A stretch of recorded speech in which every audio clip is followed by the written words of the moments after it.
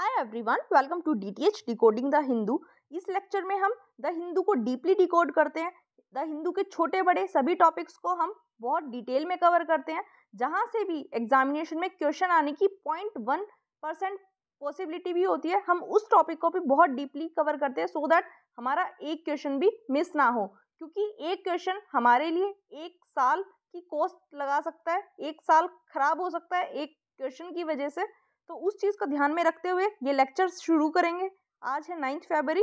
सबसे पहले एक प्रीवियस ईयर क्वेश्चन देखेंगे। प्रीवियस ईयर क्वेश्चन देखने से होगा क्या, जो भी हम टॉपिक पढ़ेंगे उसका आपको आइडिया लग जाएगा कि एग्जामिनेशन में उससे टॉपिक उससे क्वेश्चन किस टाइप से बन सकता है।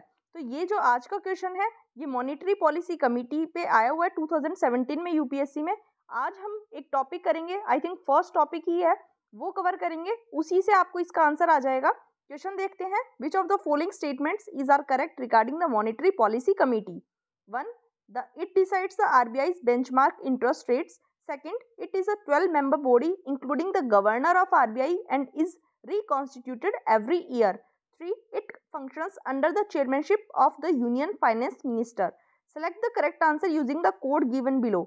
A 1 only, B 1 and 2 only, C 3 only, D 2 and 3 only. Question का आंसर आप कमेंट बॉक्स में जरूर लिखेंगे।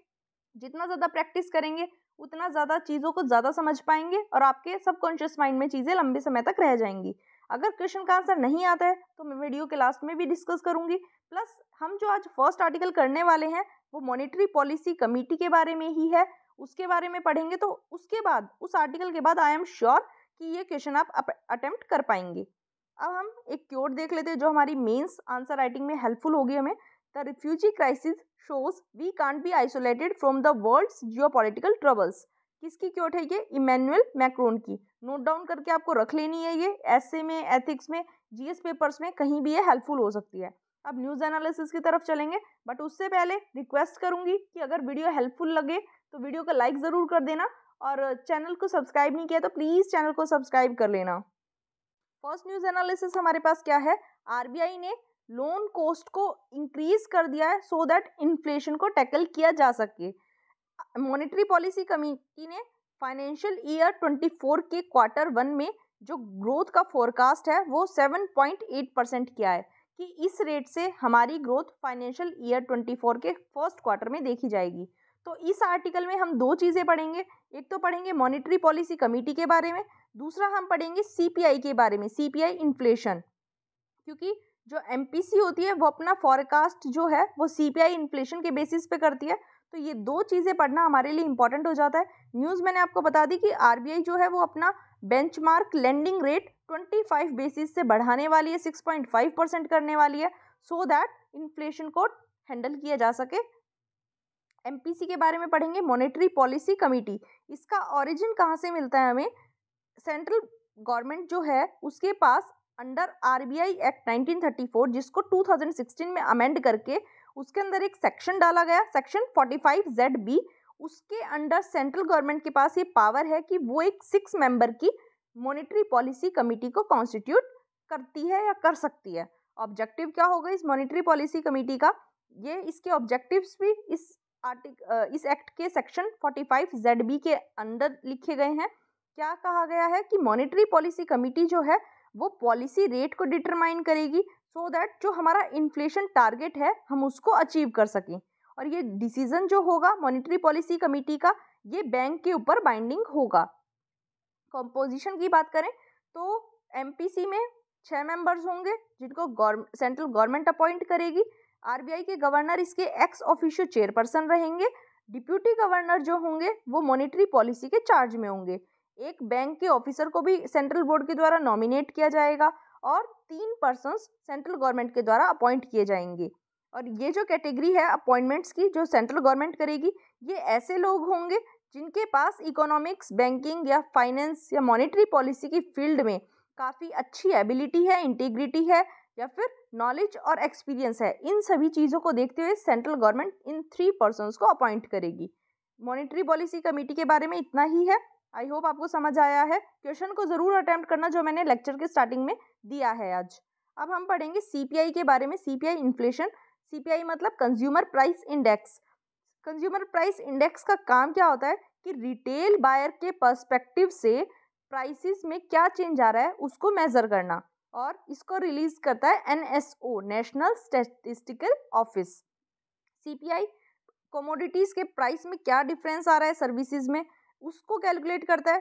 छोटी छोटी चीज़ें जैसे डेली ज़रूरत की चीज़ें जो रिटेल को चाहिए, food, medical care, education, electronics, जो अपने यूज़ के लिए इंडियन कंज्यूमर्स खरीदते हैं, उनके प्राइसेस में ओवर टाइम क्या चेंज आ रहा है उसको कैलकुलेट करना CPI का काम है। CPI में काफ़ी सब ग्रुप्स बनाए गए हैं, जिसमें से food and beverages, fuel and light, housing and clothing और बेडिंग एंड फुटवेयर को अलग अलग सब ग्रुप्स में रखा गया है।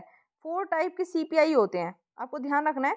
CPI for industrial worker, CPI for agricultural labour, CPI for rural labour, CPI rural urban combined. इनमें से जो 3 है स्टार्टिंग वाले, इनको कंपाइल करता है लेबर ब्यूरो, जो कि ministry of labour and employment के अंडर है। 4th वाले को, जो कंबाइंड वाला है, उसको कंपाइल करता है NSO, अंडर है ये ministry of statistic and programme implementation के। आपको बहुत इंपॉर्टेंटली ध्यान रखना है कि जो CPI का बेस ईयर है वो है 2012, और अभी इसको रिसेंटली चेंज किया है ministry of labour and empowerment ने, और बेस ईयर अब कर दिया गया है 2016। तो अगर आपके पास अब क्वेश्चन आता है कि CPI का बेस ईयर क्या है, तो आप 2012 में कंफ्यूज नहीं होंगे, क्योंकि इसको चेंज करके 2016 कर दिया गया है। और जो मॉनेटरी पॉलिसी कमेटी है वो CPI डाटा को यूज़ करती है इन्फ्लेशन को कंट्रोल करने के लिए, और ऐसा इसने 2014 से यूज़ करना स्टार्ट किया था CPI को एज अ की measure of inflation. I hope आपको समझ आया होगा। नेक्स्ट आर्टिकल पे चलेंगे। नेक्स्ट आर्टिकल बहुत ही इंटरेस्टिंग है। एक अपील की जा रही है animal welfare board of India के द्वारा कि 14 फरवरी यानी कि वैलेंटाइन डे को काउ हग डे के तौर पे मार्क कर दिया जाए। मतलब मुझे पर्सनली ये काफ़ी इंटरेस्टिंग लगा कि वैलेंटाइन डे को ही ये लोग काउ हग डे के रूप में मार्क करवाना चाह रहे हैं, क्योंकि animal welfare board of India की अपील ये कहती है कि पब्लिक को काउज को एम्ब्रेस करना चाहिए, और इसकी वजह से 14 फरवरी को अगर मार्क कर दिया जाता है काउ हग डे के रूप में, तो उससे क्या होगा, लोगों में इमोशनल रिचनेस आएगी, काउज के लिए हैप्पीनेस बढ़ेगी लोगों में, और एनिमल्स में भी, काउज में भी। और ये जो हमारा कल्चर है, हमारी ट्रेडिशन है, वेस्टर्न सिविलाइजेशन की ओर जा रही है या फिर एक्सटिंक्शन के वर्ज पे है, बिल्कुल ख़त्म हो रही है, इसको हम थोड़ा सा कम कर पाएंगे इसको मार्क करके। तो बड़ा इंटरेस्टिंग आर्टिकल है, आप भी बताना आपको कितना इंटरेस्टिंग लगा ये। अब हम एनिमल वेलफेयर बोर्ड के ऑफ इंडिया के बारे में पढ़ेंगे, एग्जामिनेशन के लिए हमारे लिए इंपॉर्टेंट हो जाता है। Animal welfare board of India एक स्टैट्यूटरी एडवाइजरी बॉडी है। देखो 2 चीज़ें आई हैं, स्टैट्यूटरी और एडवाइजरी। एडवाइस करती है केवल, कोई बाइंडिंग डिसीजन ये नहीं लेती है। स्टैट्यूटरी का मतलब है इसको किसी आर्टिकल के अंडर, एक्ट के अंडर बनाया गया है। कौन से एक्ट के under? Prevention of cruelty to animals act 1960। इसका लीगल स्ट्रक्चर इस एक्ट के अंडर आता है, और ये काम करती है union ministry of fisheries, animal husbandry and dairying के under, department of animal husbandry and dairying में। इसको इसको इस्टेब्लिश किया गया था 1962 में, और इसको स्टार्ट किया गया था लेट श्रीमती रुक्मिणी देवी अरुणदले के नाम पे, उनकी स्टीवर्डशिप में, क्योंकि ये काफ़ी वेल नोन ह्यूमैनिटेरियन थी, काफ़ी ज़्यादा ये मानवता के काम करती थी, तो इसलिए इनके नाम पे इसको स्टार्ट किया गया था। हेडक्वार्टर इसके चेन्नई में है। मैंडेट क्या है, जहाँ इसका काम क्या है कि एनिमल्स को कैसे ह्यूमनली ट्रीट किया जाना चाहिए उसके लिए रूल्स बनाती है, और जो भी लॉज हैं उनको स्ट्रिक्टली कंप्लाई करने पे जोर देती है, सो दैट एनिमल्स को कोई भी हरास ना करे या फिर एनिमल्स का कहीं भी टॉर्चर ना किया जाए। मेंबरशिप की बात करें तो काफ़ी government organisations, animal right activities और पार्लियामेंट्रियंस इस बोर्ड में रिप्रेजेंट किए जाते हैं। बोर्ड में टोटल होंगे 28 मेंबर्स, और सभी मेंबर्स जो हैं उनका टाइम पीरियड रहेगा फॉर 3 ईयर्स। तो ये इंपॉर्टेंट चीज़ें हैं, आपको ध्यान रखनी है, एग्जाम में इस टाइप से भी क्वेश्चन आ सकता है। नेक्स्ट आर्टिकल पे चलेंगे। नेक्स्ट आर्टिकल हमारे पास जो दिल्ली एक्साइज पॉलिसी केस चल रहा है, जिसमें दिल्ली के जो डिप्टी CM जो हैं उनको भी अपराधी माना जा रहा है, या फिर उनके ऊपर भी शक किया जा रहा है दिल्ली एक्साइज पॉलिसी केस में, तो उसी से रिलेटेड है। लेकिन आर्टिकल में हमारे पास इम्पोर्टेंट क्या है एग्ज़ाम के लिए, क्योंकि इसमें तो इंक्वायरी चल ही रही है, अभी कोई फाइनल रिजल्ट या फिर फाइनल डिसीजन नहीं आया है। तो आर्टिकल में आई है बात सीबीआई की, क्योंकि सीबीआई इन्वेस्टिगेट कर रही है मैटर को और ईडी कर रही है, क्योंकि ये है मनी लॉन्ड्रिंग का केस। तो ईडी और सीबीआई दोनों के बारे में पढ़ेंगे, एग्जाम के लिए बहुत इंपॉर्टेंट है दोनों ही टॉपिक्स। सीबीआई की बात करूं मैं, तो सीबीआई इंडिया की प्रीमियर इन्वेस्टिगेटिंग पुलिस एजेंसी है और ये सेंट्रल विजिलेंस कमीशन और लोकपाल को असिस्टेंस प्रोवाइड करवाती है। ये जो ministry of personal pension and public grievances का डिपार्टमेंट ऑफ पर्सनल है, उसके सुप्रिटेंडेंस में काम करती है, जो कि पीएमओ के अंडर आता है। इसकी इन्वेस्टिगेशंस जो होती हैं वो प्रिवेंशन ऑफ करप्शन एक्ट वाली, उसकी सुप्रिटेंडेंस आ जाती है सीवीसी के अंडर। मतलब बाकी जो ऑफेंसेस होंगे उनके लिए तो जो सुप्रिटेंडेंस है वो करेगी ministry of personal pension and public grievances, लेकिन जो प्रिवेंशन ऑफ करप्शन एक्ट के अंडर ऑफेंसेस हुए हैं उनके लिए सुप्रिटेंडेंस आ जाएगी सेंट्रल विजिलेंस कमीशन के हाथ में। ये इंडिया की नोडल पुलिस एजेंसी है, जो कि इंटरपोल मेंबर कंट्रीज के साथ या फिर उनके बिहाफ पे भी इन्वेस्टिगेशन करती है। कन्विक्शन रेट काफ़ी हाई है, 65 to 70%, इसीलिए सीबीआई को वर्ल्ड की बेस्ट इन्वेस्टिगेशन एजेंसी से कंपेयर किया जाता है। हिस्टोरिकल बैकग्राउंड देख लेते हैं सीबीआई का क्या है।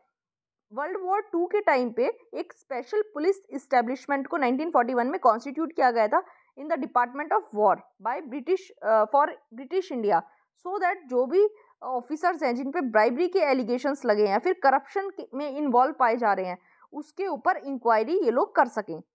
उसके बाद इसको गवर्नमेंट ऑफ इंडिया की एक एजेंसी के तौर पे फॉर्मलाइज कर दिया, जो कि गवर्नमेंट की वेरियस विंग्स में जो भी करप्शन हो रहा है उसको देखेगी। और कौन सा एक्ट लाया गया उसके लिए, Delhi special police establishment act 1946। CBI कोई स्टैट्यूटरी बॉडी नहीं है, लेकिन इसके जो भी पावर्स हैं वो आते हैं Delhi special police establishment act 1946 से। ध्यान रखना है आपको, स्टैट्यूटरी बॉडी नहीं है, किसी एक्ट के द्वारा ये बनाई नहीं गई है। इसका इस्टेब्लिशमेंट का रेकमेंडेशन सांतानाम कमेटी ने दिया था, जो कि प्रिवेंशन ऑफ करप्शन पे बनाई गई थी 1962 में, और 1964 तक इसने काम किया था। 1963 में सीबीआई को इस्टेब्लिश किया गया था गवर्नमेंट ऑफ इंडिया के द्वारा, सो दैट सीबीआई का काम क्या था शुरू में, इसको सीरियस क्राइम्स में इन्वेस्टिगेशन करने के लिए बनाया गया था।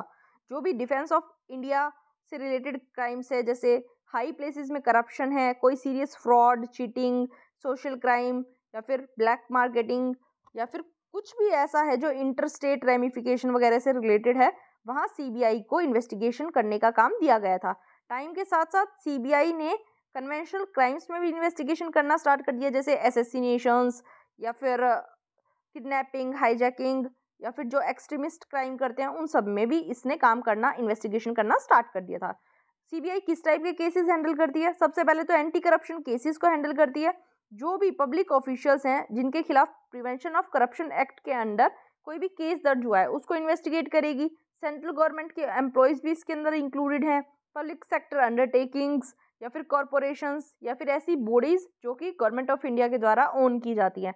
किसी के भी ऑफिशियल्स पे अगर प्रिवेंशन ऑफ करप्शन के अंडर चार्ज लगता है तो उसको इन्वेस्टिगेट करेगी CBI.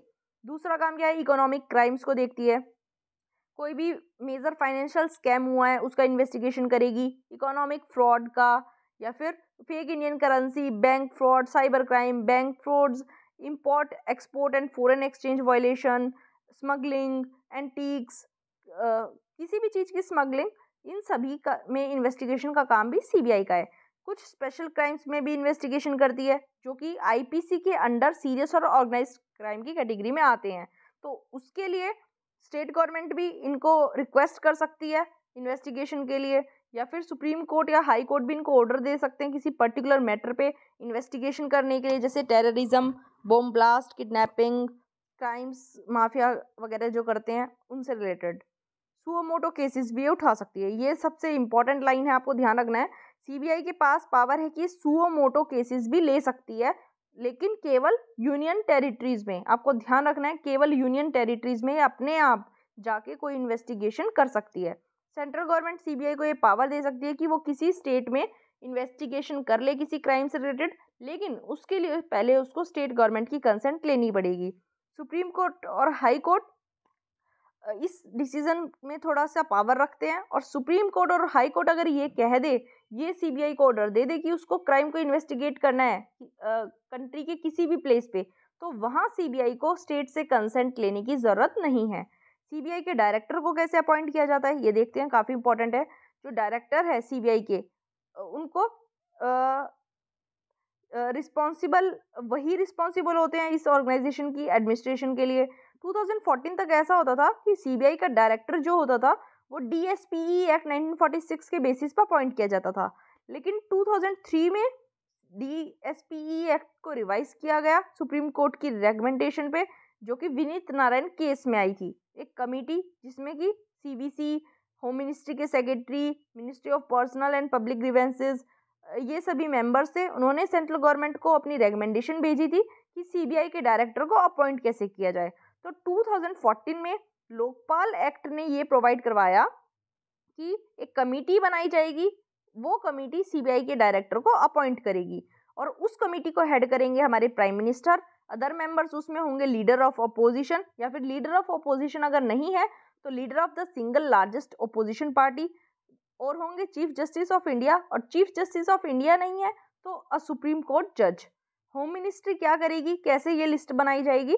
Home ministry eligible candidates की list department of personal and training के पास भेजेगी।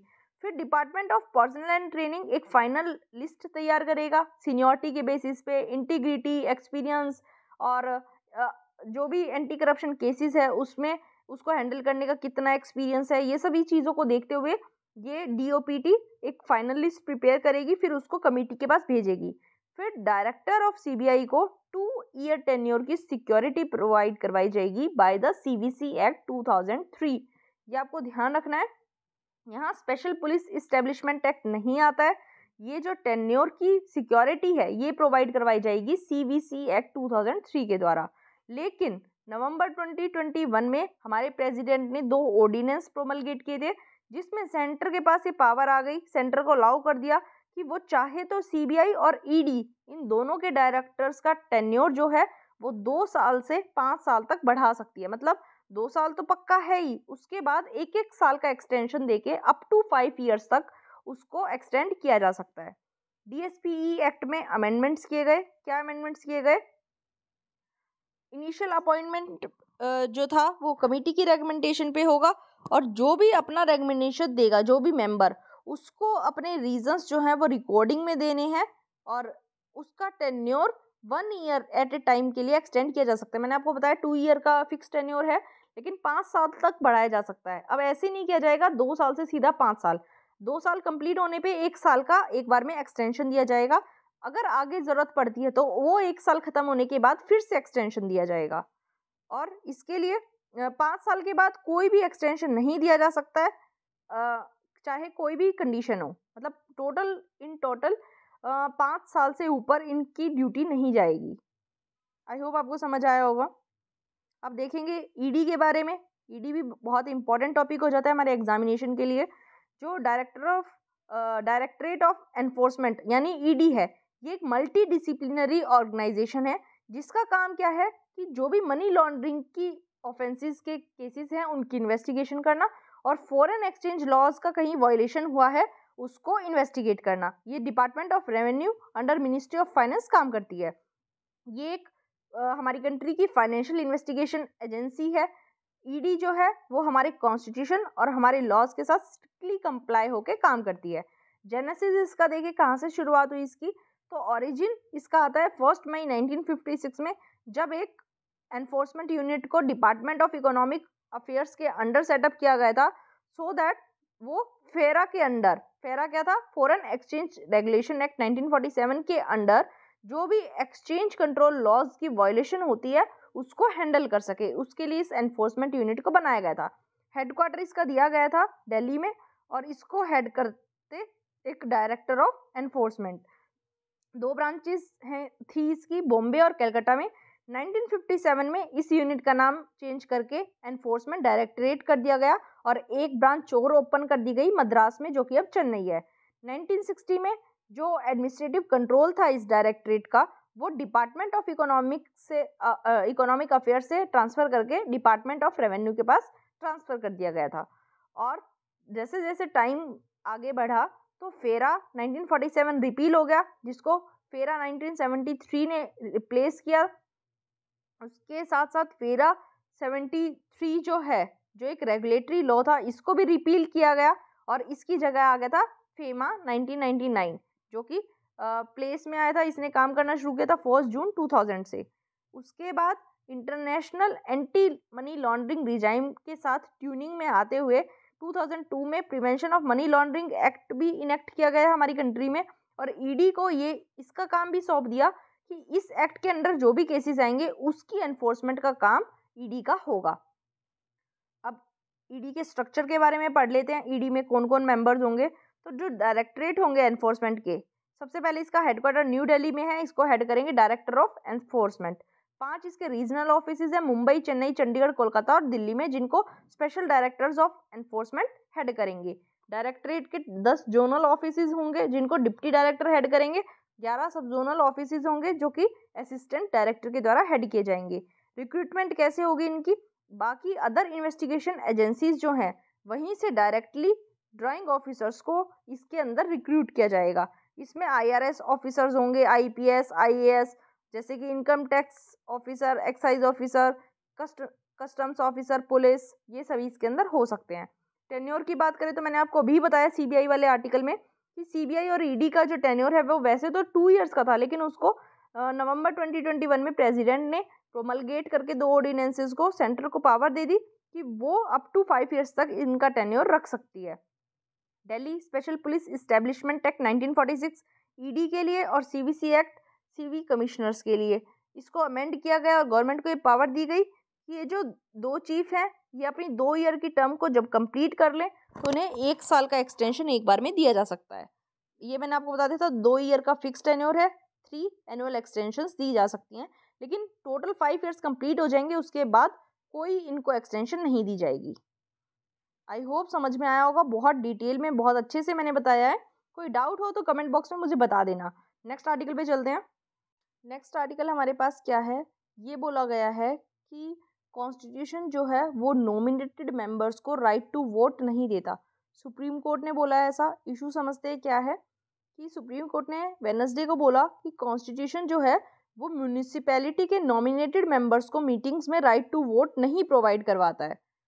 तो लेफ्टिनेंट गवर्नर और जो प्रो टेम प्रिसाइडिंग ऑफिसर हैं MCD के, उन्होंने एक पिटीशन फाइल की थी। तो वहीं ये कहा गया है कि मेयर के इलेक्शंस जो हो रहे थे उसमें ऐसा नहीं किया जाना चाहिए। तो इस आर्टिकल में 2 चीज़ें इंपॉर्टेंट दी गई हैं। इसमें क्या दिया गया है, आर्टिकल 243U, ये हमारे कॉन्स्टिट्यूशन का क्या कहता है कि इलेक्शंस के लिए म्यूनिसिपैलिटी को कॉन्स्टिट्यूट करने के लिए इलेक्शंस को टाइम पे कंप्लीट करवाना ज़रूरी है, ऐसा आर्टिकल 243U बोलता है। तो आर्टिकल इंपॉर्टेंट हो जाता है कि 243 आर्टिकल जो है वो पंचायती राज इंस्टीट्यूशन से रिलेटेड है। दूसरा इसमें बोला गया है 243R24 क्या बोलता है कि नॉमिनेटेड मेंबर्स जो होंगे उनके पास राइट टू वोट नहीं है। ये डायरेक्ट वायलेशन है। अगर उनके पास राइट टू वोट है तो वो आर्टिकल 243R24 का डायरेक्ट वायलेशन हो जाता है। इस आर्टिकल में यही इंपॉर्टेंट है। आर्टिकल्स का नाम आप थोड़ा सा ध्यान रखेंगे कि जो 243 आर्टिकल है वो पंचायती राज इंस्टीट्यूशन से रिलेटेड है। इस टाइप से भी कहीं कुछ क्वेश्चन आ सकता है। कोई क्वेश्चन अगर डायरेक्ट नहीं आएगा तो किसी क्वेश्चन के ऑप्शन में अगर आपको आर्टिकल 243 किसी और चीज़ के साथ रिलेटेड बताया जाता है तो वो आप इजीली एलिमिनेट कर पाएंगे। चीज़ों को आपको इतने डेप्थ में पढ़ना है कि आप सभी चीज़ों को कनेक्ट कर पाएँ। नेक्स्ट आर्टिकल पे चलते हैं। नेक्स्ट आर्टिकल हमारे पास लैंड पूलिंग पॉलिसी से है। DDA जो है दिल्ली डेवलपमेंट अथॉरिटी, उसने लैंड पूलिंग एप्लीकेशंस के लिए जो डेडलाइन थी उसको मार्च तक एक्सटेंड कर दिया है। तो क्या होती है ये लैंड पूलिंग और इसकी जो डेडलाइन है इसको एक्सटेंड करने का क्या रीज़न हो सकता है, सब समझेंगे। सबसे पहले आपको पता होना चाहिए कि लैंड पूलिंग पॉलिसी होती क्या है। लैंड पूलिंग क्या होती है? लैंड पूलिंग एक ऐसी एक्टिविटी है जहाँ लैंड ओनर्स अपने एक ग्रुप में बनते हैं, ग्रुप में आते हैं सामने और अपने लैंड पार्सल्स को गवर्नमेंट को हैंड ओवर कर देते हैं कलेक्टिवली, सो दैट उस लैंड पे इंफ्रास्ट्रक्चर डेवलपमेंट की जा सके। और एक बार जब डेवलपमेंट कंप्लीट हो जाती है तो लैंड को ओरिजिनल ओनर्स को हैंड ओवर कर दिया जाता है, उसका कुछ पोर्शन जो है वो डिडक्ट कर लिया जाता है एज द कोस्ट। तो प्राइमरी बेनिफिट क्या हो जाता है लैंड पुलिंग पॉलिसी का कि ओनरशिप जो है वो ओरिजिनल टाइटल होल्डर के पास ही रहती है, जिसकी वजह से लीगल डिस्प्यूट्स के चांसेस कम हो जाते हैं और कंपनसेशन डिसबर्समेंट के भी इश्यूज कम हो जाएंगे। लेकिन लैंड पुलिंग पॉलिसी में एक certain percentage of land owners की कंसेंट लेना इंपॉर्टेंट हो जाता है सो दैट प्रोसीजर को आगे बढ़ाया जा सके। और क्योंकि लैंड ओनर्स के कुछ सेक्शन में डिसकंटेंट रहता है, तो वो इस एक्टिविटी का सबसे बड़ा और कॉमन चैलेंज है। मेजर बेनिफिट क्या होता है लैंड पुलिंग पॉलिसी का कि पॉलिसी जो है वो कोलैबोरेशन को प्रमोट करती है, और उसके साथ साथ पब्लिक प्राइवेट पार्टनरशिप के लिए एवेन्यूज भी इंक्रीज हो जाते हैं। लेकिन जो रिक्वायरमेंट है वो काफ़ी लंबी है, काफ़ी लीगली चैलेंजिंग है।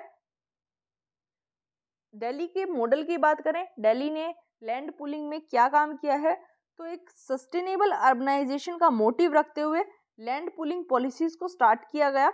दिल्ली में लैंड पुलिंग का एक सक्सेसफुल मॉडल देखा जा सकता है, और ये सब पॉसिबल हो पाया एडमिनिस्ट्रेशन के एफर्ट से। जो लैंड पुलिंग पॉलिसी है दिल्ली की, उसको इस टाइप से डिज़ाइन किया गया है कि वो अर्बनाइजेशन के चैलेंजेस को एड्रेस करे, और जो हमारी सस्टेनेबल इंफ्रास्ट्रक्चर की डिमांड बढ़ती जा रही है उसको भी वो टैकल कर पाए। ये जो भी आउटरीच प्रोग्राम्स है, अवेयरनेस कैंपेन्स है डीडीए के, इनकी वजह से भी 6,000 हेक्टेयर लैंड जो है उसको डीडीए ऑनलाइन पोर्टल पर रजिस्टर किया गया 2019 तक। मतलब लोगों में इतनी ज़्यादा अवेयरनेस डीडीए ने पहुंचाई, जिसकी वजह से लैंड पुलिंग के लिए लोग राजी हो गए और आगे आए। और रीज़न क्या था लैंड ओनर्स के इंटरेस्ट का, कि जो सेक्टर बेस्ड अप्रोच रखी गई डेवलपमेंट की, और पूल्ड लैंड पे ड्वेलिंग्स की कंस्ट्रक्शन और ट्रंक इंफ्रास्ट्रक्चर जैसे वाटर, इलेक्ट्रिसिटी, बाकी सोशल एमेनिटीज़, इन सब की डेवलपमेंट, इसकी वजह से लोगों को इसमें इंटरेस्ट डेवलप होने लगा। अभी करंट प्रोविजंस क्या है दिल्ली डेवलपमेंट एक्ट 1957 में? करंटली जो लैंड पुलिंग पॉलिसी है दिल्ली की, वो एक वॉलंटरी पार्टिसिपेशन स्कीम है। मतलब किसी भी लैंड ओनर को आप फोर्स नहीं कर सकते कि उसको अपनी लैंड को पूल करना ही होगा। ये एक रजिस्टर्ड कंसोर्टियम फॉर्म करते हैं, जहां मल्टीपल लैंड ओनर्स और डेवलपर एंटिटीज अपनी लैंड को पूल करती हैं, और उसको प्लानिंग सर्विसिंग और डेवलपमेंट उसकी की जाती है लैंड की।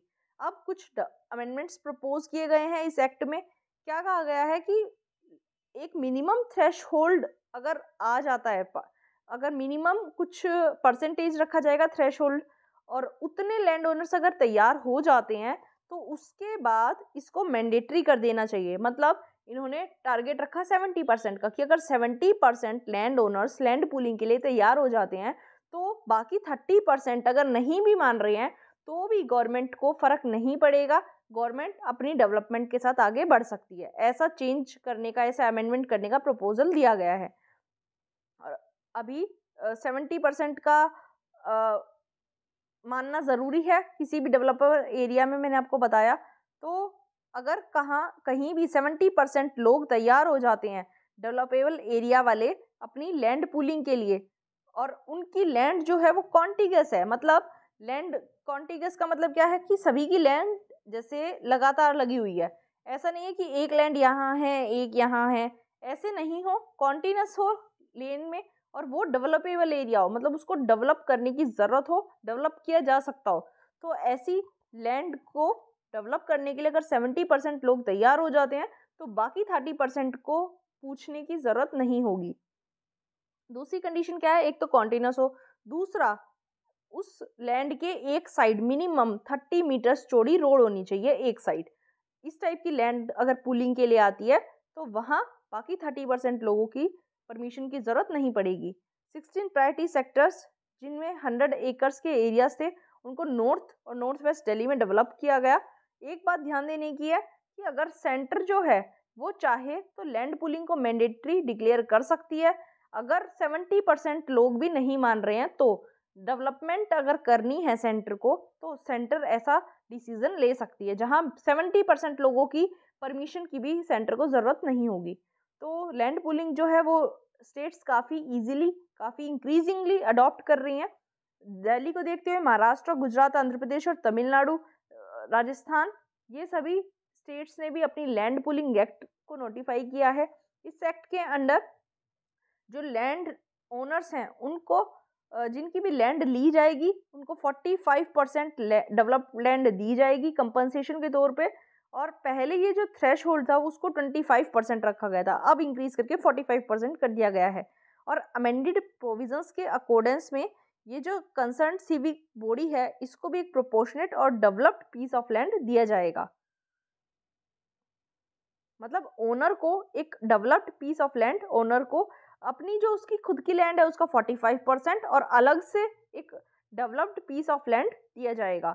इसमें नेसेसरी इंफ्रास्ट्रक्चर जैसे road, park, attached open spaces ये सभी प्रोवाइड करवाए जाएंगे। स्कीम के अंडर गवर्नमेंट जो है वो फार्मर्स और किसी भी लैंड के ओनर्स का इंटरेस्ट मतलब इनवाइट करेगी, उनको पूछेगी और इस एक्ट के प्रोविजंस के अंडर जो पूल्ड लैंड होगी उसको इंफ्रास्ट्रक्चर डेवलपमेंट के लिए यूज़ किया जाएगा, लैंड को एक्चुअली एक्वायर किए बिना। मतलब लैंड के ओनर्स तो एक्चुअल ओनर्स तो वही रहेंगे, बिना लैंड को एक्वायर किए इंफ्रास्ट्रक्चर डेवलपमेंट इसमें की जाएगी।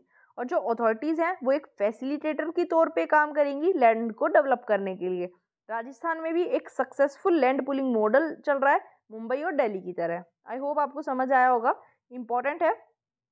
नेक्स्ट आर्टिकल पे चलते हैं, बट उससे पहले मैं आपको कहना चाहूँगी कि देखो बहुत मेहनत लगती है एक लेक्चर बनाने में, तो अगर आपको लेक्चर हेल्पफुल लगता है तो प्लीज़ वीडियो को लाइक ज़रूर कर दिया करो। आपको 1 सेकेंड लगता है लाइक का बटन प्रेस करने में, लेकिन मुझे डेली 3 से 4 घंटे लगते हैं एक वीडियो लेक्चर को प्रिपेयर करने में। इतना ईजी नहीं है जितना दिखता है, तो प्लीज़ एफर्ट्स को अप्रिशिएट ज़रूर किया करो। चैनल को सब्सक्राइब नहीं किया तो चैनल को सब्सक्राइब कर लो, सो दैट डेली वीडियो की नोटिफिकेशन आपके पास आती रहे। बेल आइकन को प्रेस करके रखो। प्लीज़ थोड़ा सा सपोर्ट करो, कोई कमी लगती है तो मुझे फीडबैक प्रोवाइड करो, कहाँ कहाँ मैं इम्प्रूवमेंट कर सकती हूँ वो आप मुझे बताइए। तो प्लीज़ थोड़ा सा सपोर्टिव नेचर अपना रखिए और कोई एफर्ट कर रहा है उसको अप्रिशिएट कीजिए। नेक्स्ट आर्टिकल पे चलते हैं। नेक्स्ट आर्टिकल क्या बोल रहा है कि गगनयान के लिए की ट्रायल्स स्टार्ट कर दिए गए हैं, कंडक्ट किए जा रहे हैं। तो गगनयान क्या है? हमारा ह्यूमन स्पेस फ्लाइट मिशन है, इसके बारे में डेप्थ में पढ़ेंगे, इम्पॉर्टेंट है। गगनयान इसरो का एक मिशन है। गगनयान शेड्यूल में 3 फ्लाइट्स को ऑर्बिट में सेंड किया जाएगा, जिनमें से 2 अनमैन्ड होंगी और एक ह्यूमन स्पेस फ्लाइट होगी। आपको ध्यान रखना है 3 फ्लाइट्स को भेजा जाएगा, जिसमें से जो ह्यूमन है वो केवल एक स्पेस फ्लाइट में होंगे। जो गगनयान सिस्टम मॉड्यूल है उसको ऑर्बिटल मॉड्यूल कहा जाता है। इसमें 3 इंडियन एस्ट्रोनॉट्स होंगे, जिसमें से एक जो है वो वीमेन होने वाली हैं। ये अर्थ को सर्कल करेंगी लो अर्थ ऑर्बिट में, जो कि अर्थ से 300 to 400 किलोमीटर के एल्टीट्यूड पे है और 5 से 7 दिन तक ये सर्कल करती रहेगी। पेलोड्स की बात करें तो इसके पेलोड में क्या होगा? क्रू मॉड्यूल होगा, जो कि स्पेसक्राफ्ट में ह्यूमन बींग्स हैं। दूसरा सर्विस मॉड्यूल, जहां उस सर्विस मॉड्यूल को 2 लिक्विड प्रोपेलेंट इंजन्स पावर करेंगे और इनके साथ एक इमरजेंसी एस्केप लगाया जाएगा और इमरजेंसी मिशन अबोर्ट लगाया जाएगा, सो दैट कोई इशू आता है तो ये लोग इमरजेंसी एग्जिट कर पाएँ। लॉन्च की बात करें तो GSLV Mk3, जिसको LVM-3 भी कहा जाता है, लॉन्च व्हीकल मार्क 3, ये एक 3 स्टेज, आपको ध्यान रखना है 3 स्टेजेस हैं इसमें। 3 stage heavy lift launch vehicle है। इसको गगनयान को लॉन्च करने के लिए यूज़ किया जाएगा, क्योंकि इसके पास नेसेसरी पेलोड कैपेसिटी है इसको लॉन्च करने की। रशिया में इसकी ट्रेनिंग होगी। जो जून 2019 में जो इसरो की ह्यूमन स्पेस फ्लाइट सेंटर है और रशियन गवर्नमेंट ऑन ग्लावकोमोस है, उसने एक कॉन्ट्रैक्ट साइन किया था ट्रेनिंग के लिए, जहां जो सेलेक्टेड कैंडिडेट्स हैं उनको उनके मेडिकल एग्जामिनेशन को किया जाएगा, स्पेस ट्रेनिंग उनको दी जाएगी। इसके लिए रशियन सपोर्ट ये प्रोवाइड करवाएंगे। जो कैंडिडेट्स हैं वो सोयूज मैन्ड स्पेसशिप जो थी रशिया की, उसकी डिटेल्स को स्टडी करेंगे और शॉर्ट टर्म वेटलेसनेस मोड में जाके अपनी ट्रेनिंग लेंगे। सोयूज क्या था ये मैंने आपको बताया, रशियन स्पेसक्राफ्ट था। इसमें पीपल और सप्लाईज थी स्पेस स्टेशन से स्पेस स्टेशन तक। इस मिशन का सिग्निफिकेंस क्या होगा? इसकी वजह से साइंस एंड टेक्नोलॉजी लेवल हमारी कंट्री का एनहांस होगा और हमारे यूथ को इंस्पिरेशन मिलेगी। गगनयान में काफ़ी numerous agencies, laboratories, disciplines, industries और डिपार्टमेंट इन्वॉल्व हैं, जिसकी वजह से इंडस्ट्रियल ग्रोथ इम्प्रूव होगी। और गवर्नमेंट ने अभी एक नई ऑर्गेनाइजेशन को अनाउंस किया है इन स्पेस, जो कि प्राइवेट पार्टिसिपेशन को भी इंक्रीज करेगी, उसको एनकरेज करेगी इन द स्पेस सेक्टर। और उसकी वजह से हमारे जो टेक्नोलॉजी डेवलपमेंट बेनिफिट्स हैं वो सोशल बेनिफिट्स बन पाएंगे, टेक्नोलॉजी का बेनिफिट्स सोशली लोगों तक पहुंच पाएगा, और इसकी वजह से हमारा इंटरनेशनल कोलैबोरेशन भी इम्प्रूव होगा। जो ISS है, इंटरनेशनल स्पेस स्टेशन, वो काफ़ी सारी कंट्रीज़ ने एक साथ सेटअप किया था, लेकिन वो इनफ नहीं है। रीजनल इकोसिस्टम्स की ज़रूरत है हमें, और गगनयान जो है उन्हीं रीजनल नीड्स पे फोकस करेगा, जैसे कि food, water and energy security. India के अपकमिंग प्रोजेक्ट्स की बात करें तो चंद्रयान 3 मिशन जो है इंडिया का, वो न्यू मून मिशन है जिसका नाम चंद्रयान 3 रखा गया है। इसको अर्ली 2021 में लॉन्च करने का तय किया गया था। शुक्रयान मिशन जो है वो वीनस पे जाने वाला था, जिसको शुक्रयान बोल दिया गया, इसरो का ही मिशन था ये। आई होप आपको समझ आया होगा। नेक्स्ट आर्टिकल पे चलेंगे। नेक्स्ट आर्टिकल हमारे पास इंपॉर्टेंट है एक चीज़, मिनिस्ट्री ऑफ एक्सटर्नल अफेयर्स ने क्या कहा है कि टर्की में हमें पता है अर्थक्वेक आया है बहुत भारी, जहां एक इंडियन मिसिंग है और 10 इंडियंस जो हैं वो अर्थक्वेक अफेक्टेड एरियाज में स्टक हो गए हैं। तो इस आर्टिकल में आपको ये पता होना चाहिए कि जो यहाँ इंडिया ने इंडियन रेस्क्यू एफर्ट लगाया है उसको नाम दिया है ऑपरेशन दोस्त। तो ये क्वेश्चन आपके पास आ सकता है, operation Dost is related to, was related to, इस टाइप से क्वेश्चन किसी भी एग्जामिनेशन में आ सकता है, यूपीएससी में भी आ सकता है, और बाकी किसी स्टेट पीसीएस में या फिर किसी भी एग्जाम में ये क्वेश्चन बिल्कुल आने की पॉसिबिलिटी है कि ऑपरेशन दोस्त जो था वो किस लिए था। तो आपको ध्यान रखना है कि टर्की और सीरिया में जो अर्थक्वेक आया है वहाँ इंडियन ह्यूमैनिटेरियन असिस्टेंस और डिजास्टर रिलीफ प्रोवाइड करवाने के ऑपरेशन को ऑपरेशन दोस्त नाम दिया गया। नेक्स्ट आर्टिकल पे चलेंगे, इसमें यही इंपॉर्टेंट है, जस्ट आपको नाम ध्यान रखना है। नेक्स्ट आर्टिकल हमारे पास बहुत ज़्यादा इंपॉर्टेंट है, ओबीसी रिपोर्ट आनी है, उसमें डिले हो रहा है क्योंकि जो पैनल है उसका जो भी डिसीजन है वो काफ़ी एम्बिग्युएशन में आ रहा है, इसलिए गवर्नमेंट ने बताया है कि इसीलिए ओबीसी की रिपोर्ट डिले हो रही है।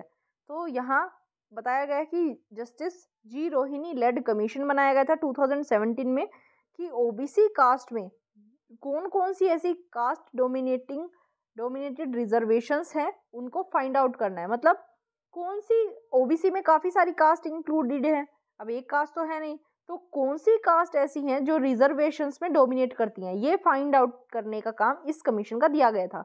तो ये आपको पता होना चाहिए कि जस्टिस रोहिणी कमीशन जो है वो ओबीसी से रिलेटेड था। अब इसके बारे में हम पढ़ेंगे। जस्टिस रोहिणी कमीशन को आर्टिकल 340 के अंडर कॉन्स्टिट्यूट किया गया था, सो दैट सेंट्रल लिस्ट के जो भी ओबीसी है उसके अंदर सब कैटेगराइजेशन का इशू है उसको ये चेक कर सके। ऑब्जेक्टिव क्या थे इस रोहिणी कमीशन के, मैंने आपको बताया 2017 में अंडर आर्टिकल 340 इसको कॉन्स्टिट्यूट किया गया था with the approval of president. इसको हेड कर रही थी जी रोहिणी, जो दिल्ली हाई कोर्ट की रिटायर्ड चीफ जस्टिस थी, और इसको अपॉइंट किया गया सो दैट जो भी ओबीसी के सब कैटेगराइजेशन का इशू है उसको फॉलोइंग एस्पेक्ट के रेफरेंस में एग्जामाइन ये कर सकें। क्या देखना था इन्हें कि किस एक्सटेंट तक जो कास्ट है ओबीसी के अंडर उनको मतलब किस तरह से जो बेनिफिट्स हैं रिजर्वेशन के उनके बीच में डिस्ट्रीब्यूटेड है।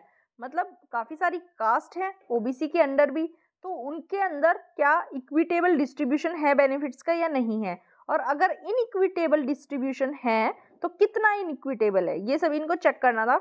और इन्हें क्या देखना था कि जो भी ओबीसी के अंडर सब कैटेगराइजेशन किया गया है उसके लिए क्या पैरामीटर्स, क्राइटेरिया, नॉर्म्स और मैकेनिज्म्स लाए जाएं, एक साइंटिफिक अप्रोच इस सब कैटेगराइजेशन के लिए रखी जाए। तो इसके लिए इन्होंने रिस्पेक्टिव क्लासेस, कम्युनिटीज, सब क्लासेस को आइडेंटिफाई करना स्टार्ट किया और उनको सब कैटेगरीज में कैटेगराइज किया। ये जो 4 मेंबर कमीशन था इसको जी रोहिणी जस्टिस हेड कर रहे। इसके अलावा इसमें 3 अदर मेंबर्स थे। मेंबर्स कौन थे आपको इम्पोर्टेंट नहीं है पढ़ना, जस्ट आपको पता होना चाहिए 4 मेंबर कमेटी है ये, और ये खुद भी जो जस्टिस जी रोहिणी है ये खुद भी ओबीसी कम्युनिटी से बिलोंग करते हैं। तो जस्टिस रोहिणी कमीशन के क्या एडवांटेजेस होंगे ओबीसी के लिए? सबसे पहला सब कैटेगराइजेशन, इसकी वजह से अपॉर्चुनिटीज का इक्विटेबल डिस्ट्रीब्यूशन हो पाएगा। मंडल कमीशन रिपोर्ट ने 1979 में कहा था कि 27% सीट्स को ओबीसी के लिए रिजर्व कर दिया जाए at central government institutions and PSU. तो सब कैटेगराइजेशन को ओबीसी के अंडर भी प्रपोज किया गया है, सो दैट जो रिजर्वेशन का बहुत बड़ा पार्ट है, लॉयन शेयर है, वो कुछ ही डोमिनेंट सेक्शंस में ना रहे। 2666 कम्युनिटीज हैं सेंट्रल लिस्ट ऑफ ओबीसी में, लेकिन कुछ ही ऐसी हैं जिनको रिजर्वेशन का बेनिफिट मिलता है। इसलिए कमेटी को सेटअप किया गया सो दैट ओबीसी कम्युनिटी के अंडर भी रिजर्वेशन का रेशनल डिवीजन किया जा सके। बेनिफिशरीज कौन होंगे इस कमीशन के? वो सभी लोग जो ओबीसी की लिस्ट में है लेकिन उन्हें कोई भी रिजर्वेशन का मेजर एडवांटेज आज तक नहीं मिला है, ना ही सेंट्रल गवर्नमेंट एजुकेशनल इंस्टीट्यूट में एडमिशन के टाइम, ना ही किसी सेंट्रल गवर्नमेंट जॉब में मतलब जॉब लेने के टाइम। तो उन सभी को इस कमीशन से हेल्प होगी। अब national commission of backward classes की बात करें तो उन्होंने भी अपने वेरियस रिकमेंडेशंस दिए हैं so that extreme backward section है जो ओबीसी का, उसको कोटा बेनिफिट मिल सके। इसने प्रपोज किया था ओबीसी को सब डिवीजन करना बैकवर्ड, मोर बैकवर्ड और एक्सट्रीमली बैकवर्ड ब्लॉक्स में, और इस 27% जो कोटा दिया गया था ओबीसी को, इसको भी पॉपुलेशन के अकॉर्डिंग प्रोपोर्शन में बांटने को इसने कहा था। ऑब्जेक्टिव क्या था कि जो डोमिनेंट सेक्शंस है ओबीसी के अंदर, केवल वही डोमिनेंट ना रहे और जो वीकर हैं उनको अपॉर्चुनिटीज मिले।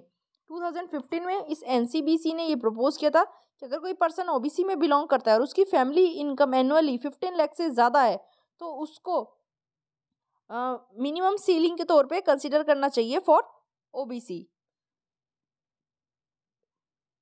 2008 में सुप्रीम कोर्ट ने ऑर्डर दिया कि सेंट्रल गवर्नमेंट को ये जो ओबीसी की एडवांस सेक्शन है उसकी क्रीमी लेयर को हटा देना चाहिए। आई होप आपको समझ आया होगा। इंपॉर्टेंट है जस्टिस जी रोहिणी कमीशन, ध्यान रखेंगे आप। नेक्स्ट आर्टिकल पे चलेंगे। नेक्स्ट आर्टिकल हमारे पास क्या है कि इंडिया जो है वो बॉर्डर कनेक्टिविटी डेवलप कर रहा है क्योंकि चाइना से हमें खतरा है। ऐसा हमारे minister of external affair Jaishankar ji ने कहा है कि जो strategically important 135 kilometre long Chushul Dungti Fukche Demchok road है लद्दाख रीजन का, वहाँ हम बॉर्डर कनेक्टिविटी डेवलप कर रहे हैं क्योंकि चाइना से हमें काफ़ी खतरा है। तो इस आर्टिकल में एज सच इम्पोर्टेंट कुछ नहीं है। इम्पोर्टेंट दो चीज़ें हैं। क्या क्या? एक तो G20 की मीटिंग, तो G20 के बारे में पढ़ेंगे। दूसरा SCO। सबसे पहले G20 के बारे में देखते हैं। G20 या ग्रुप ऑफ 20 एक इंटर गवर्नमेंटल फोरम है जिसमें 19 कंट्रीज़ हैं और एक यूरोपियन यूनियन है।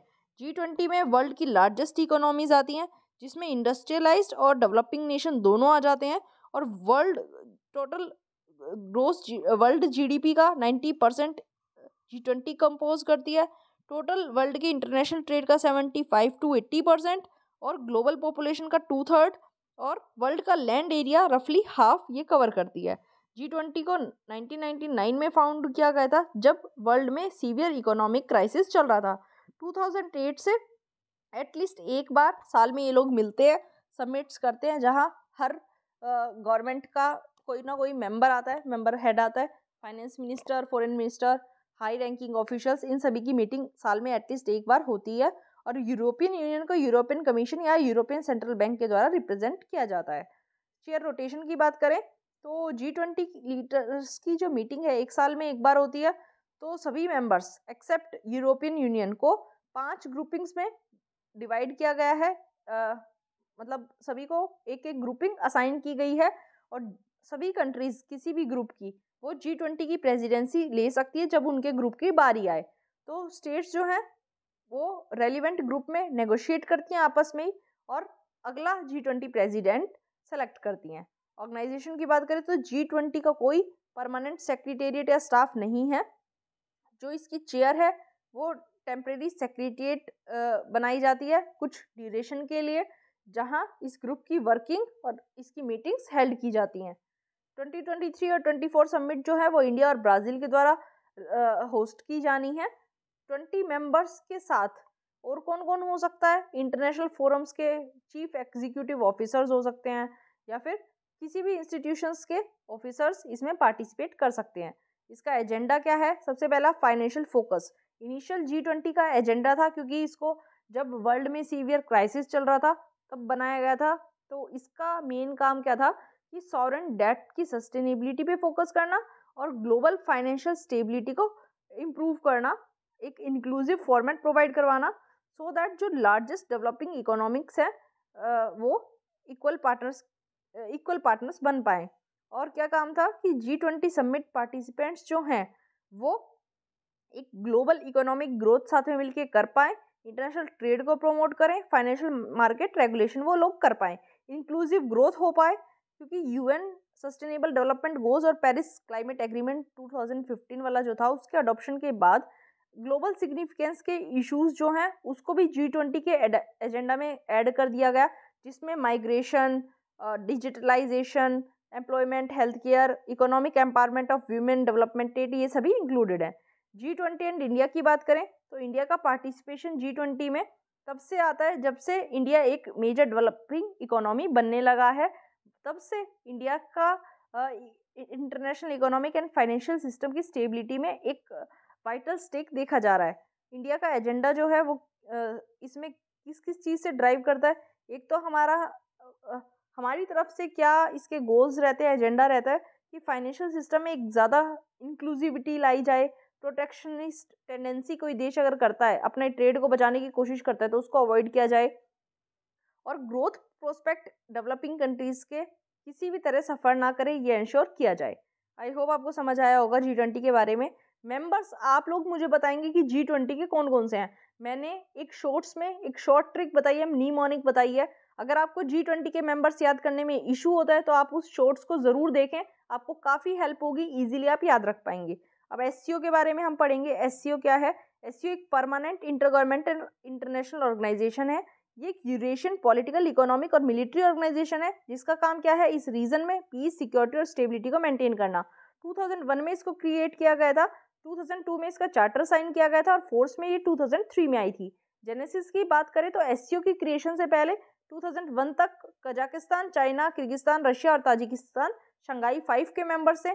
शंघाई 5 को 1996 में लाया गया था सो दैट जो भी फॉर्मर सोवियत रिपब्लिक्स हैं, चाइना से बॉर्डर सिक्योरिटी, बॉर्डर स्टेबिलिटी को इंश्योर करने के लिए बॉर्डर डीमार्केशन और डीमिलिटराइजेशन टॉक्स की जा सके, इसलिए शंघाई 5 को लाया गया था।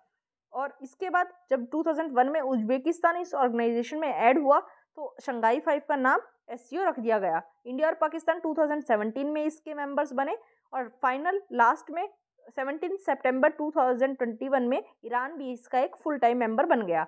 ऑब्जेक्टिव क्या है कि जो भी मेंबर स्टेट्स हैं उनके अंदर म्यूचुअल ट्रस्ट और नेबरलीनेस स्ट्रेंथन करना, politics, trade, economy, research, technology, culture में इफेक्टिव कोऑपरेशन को प्रमोट करना, education, energy, transport, tourism, environmental protection, इन सभी में टाइज को एनहांस करना, पीस, स्टेबिलिटी, सिक्योरिटी को मेंटेन और इंश्योर करना और एक नया international political and economic order establish करना। मेंबरशिप मैंने आपको बताई थी कौन कौन है, Kazakhstan, China, Kyrgyzstan, Russia, Tajikistan, Uzbekistan, India, Pakistan and Iran. Structure की बात कर लेते हैं। हेड्स ऑफ स्टेट काउंसिल होती है एससीओ की सुप्रीम बॉडी जो इसकी सारी इंटरनल फंक्शनिंग को डिसाइड करेगी और बाकी स्टेट या इंटरनेशनल ऑर्गेनाइजेशन से क्या और कैसे इंटरेक्ट करना है ये भी heads of state council he decide करेगी और इंटरनेशनल इश्यूज पे भी यही बात करेगी। उसके बाद आती है हेड्स ऑफ गवर्नमेंट काउंसिल। इसका काम फाइनेंशियल मैटर से रिलेटेड है, बजट को अप्रूव करना और कोई भी इकोनॉमिक स्फीयर का मैटर है उसके ऊपर डिसीजन देना इसका काम हो जाता है। Council of ministers of foreign affair, ये डे टू डे एक्टिविटीज को कंसीडर करेंगे। फिर आती है रेट्स। इसका काम क्या है, टेररिज्म, सेपरेटिज्म और एक्सट्रीमिज्म से लड़ने के लिए मेजर्स देना। एससीओ का सेक्रेटेरिएट जो है वो बीजिंग में है, शंघाई में नहीं है, आपको ध्यान रखना है, बीजिंग में है और यहाँ इंफॉर्मेशनल, एनालिटिकल और ऑर्गेनाइजेशनल सपोर्ट प्रोवाइड करवाया जाता है। ऑफिशियल लैंग्वेज इसकी है रशियन और चाइनीज, आपको ध्यान रखना है। आई होप आपको समझ आया होगा। नेक्स्ट आर्टिकल काफ़ी इंपॉर्टेंट है और इंटरेस्टिंग भी है। 6775 URLs को ब्लॉक किया गया है 2022 में। इसके लिए पैनल 53 टाइम्स मिला है, मतलब पैनल ने मिलके काफ़ी बार URLs को ब्लॉक किया है। ऐसा क्यों किया गया है? क्योंकि सोशल मीडिया पे काफ़ी सारी पोस्ट ऐसी आती है जो गवर्नमेंट के ऊपर एक तरह से क्वेश्चन मार्क लगा देती हैं या फिर गवर्नमेंट ने पेंडेमिक को कैसे हैंडल किया उस पर काफ़ी क्रिटिकली वो पोस्ट होती हैं, तो जिसकी वजह से उन URLs को गवर्नमेंट ने ब्लॉक करवा दिया। URL के बारे में पढ़ेंगे। URL क्या होती है? URL की फुल फॉर्म होती है यूनिफॉर्म रिसोर्स लोकेटर। ये एक शॉर्ट स्ट्रिंग होती है जिसके अंदर एड्रेस होता है उस ऑब्जेक्ट का जो कि वेब में प्रेजेंट है। URL URI का सबसेट होता है।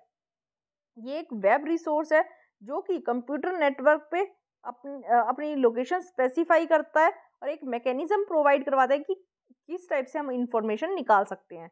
बिल्डिंग्स और हाउसेज का जैसे एक स्ट्रीट एड्रेस होता है, वेब पेजेस का भी एक यूनिक एड्रेस होता है सो दैट पीपल जो है उनको लोकेट कर सके इंटरनेट पे। उसी एड्रेस को URL कहा जाता है, uniform resource locator. I hope आपको समझ आया होगा। बहुत ईजी है, इंपॉर्टेंट भी है। इस टाइप के क्वेश्चंस भी UPSC में पूछे जाते हैं और स्टेट PCS में भी इस टाइप के क्वेश्चंस आ सकते हैं। आई होप आपको लेक्चर आज का समझ आया होगा। इतना ही था। अब जो आज हमने क्वेश्चन किया था उसको डिस्कस कर लेते हैं। क्वेश्चन क्या था हमारे पास? Which of the following statements is are correct regarding the monetary policy committee MPC। वैसे तो आप लोगों को पता चल ही गया होगा इसका आंसर क्या होगा, आप लोग दे पाएंगे क्योंकि हम आर्टिकल कवर कर चुके हैं। फिर भी हम इसको अपने तरीके से सॉल्व करने की कोशिश करेंगे। फर्स्ट स्टेटमेंट क्या है? It decides the RBI's benchmark interest rate. ये स्टेटमेंट एकदम सही है, हमने यही पढ़ा है। MPC का काम क्या होता है? RBI के बेंचमार्क इंटरेस्ट रेट को डिसाइड करना। दूसरी स्टेटमेंट क्या है? It is a 12 member body. यहाँ बात हो जाती है गलत क्योंकि ये है एक 6 मेंबर बॉडी, तो ये हो गया गलत स्टेटमेंट। आगे बढ़ते हैं। Including the governor of RBI and is reconstituted every year. तो सेकंड स्टेटमेंट हमारी गलत हो चुकी है। और ये काम करती है it functions under the chairmanship of union finance minister. ये बात भी गलत हो गई क्योंकि ये MPC जो है, मॉनेटरी पॉलिसी कमेटी जो है, वो RBI के अंडर आती है, तो ये फाइनेंस मिनिस्टर के अंडर नहीं होती है, ना ही उसकी चेयरमैनशिप के अंडर। इसके चेयरमैन होते हैं RBI के गवर्नर। तो इस क्वेश्चन का आंसर क्या हो जाएगा हमारे पास? इसका आंसर हो जाएगा हमारे पास A1 ओनली। देखो आप इसको एलिमिनेशन मेथड से भी सॉल्व कर सकते थे। सेकंड स्टेटमेंट गलत हो गई थी क्योंकि 12 मेंबर्स नहीं होते हैं, तो B और D अपने आप एलिमिनेट हो जाएगा।